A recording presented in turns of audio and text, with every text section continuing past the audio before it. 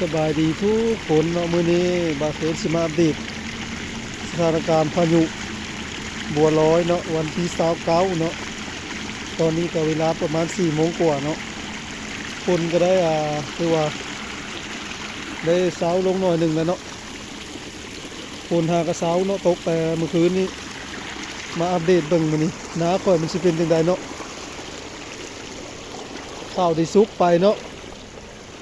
เจอฝนตกลงมาใส่หมดเลยเนาะนี่น้าข้างๆนี่ก็ล้มหมดแล้วเดี๋ยวเราไปเบิ่งน้าข่อยเนาะคนเนาะนักหน่วงพอสมควรเนาะเข้าที่เกี่ยวแล้วก็ยังพันหอบก็มีเนาะเบิดเลยน้าข่อยนี่หายนี้โอ้ยมันเอาไม้มากันไว้เนาะอันนี้กันน้ำไว้มันก็น้ำโบราณเนาะยังคงพึ่งโอ้โอ้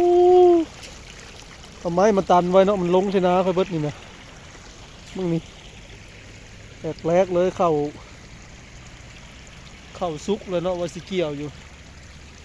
เจอพายุเฮ็ดเนาะตอนนี้เรียบร้อย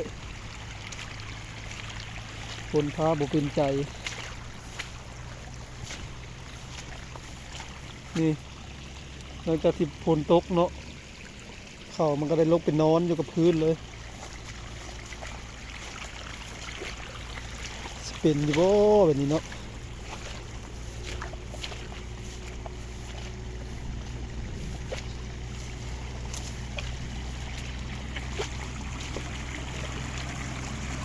น้ำกระล้นเข้ามาเนาะ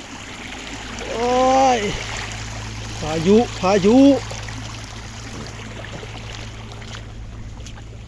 คือว่าให้นี่มันต่ำเนาะมันเลยบ่ล้มนี่บ่เป็นตาเอาเลยทุกคนให้นี่ก็ซุกคือเดียวแต่มันยังบ่ล้มปานใดให้นี่คือว่าข้าวมันบ่สูงเนาะ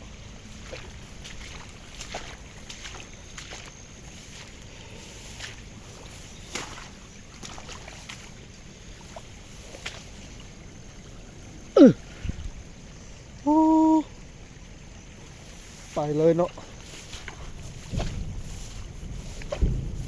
คือว่าพายุลูกนี่ก็เฮ็ดให้ข้าวที่สุกแล้วเนาะกำลังสิเกี่ยวพอดี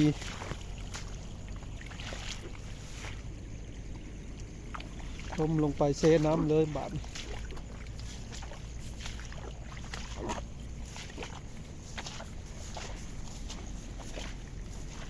มันเป็นจังได้ก็ข้าวอยู่ตารางกันเนาะ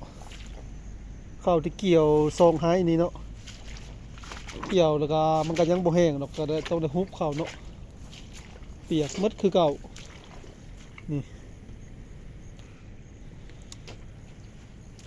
นี่ก็ปกไว้เนาะก็สิประมาณนี้เนาะอัปเดตหลังจากพายุเข้าเนาะน้าค่อยก็ได้ล้มไปให้นึงให้นักสุกเลยเนาะเลยเลี้ยนลงไปซองให้เนาะแต่มันยังบ่ล้มเนาะตามที่คอยเบิ่งยังบ่ล้มเข่าบ่สูงแล้วก็จะมีทางพุ่นอีกเนาะทางพุ่นสิน่าจะล้มแล้วเนาะค้านย่างไปเนาะเดี๋ยวเฮาสิไปยามตอนเนาะบัดนี้เดี๋ยวสิไปเบิ่งตอนก่อนบัดนี้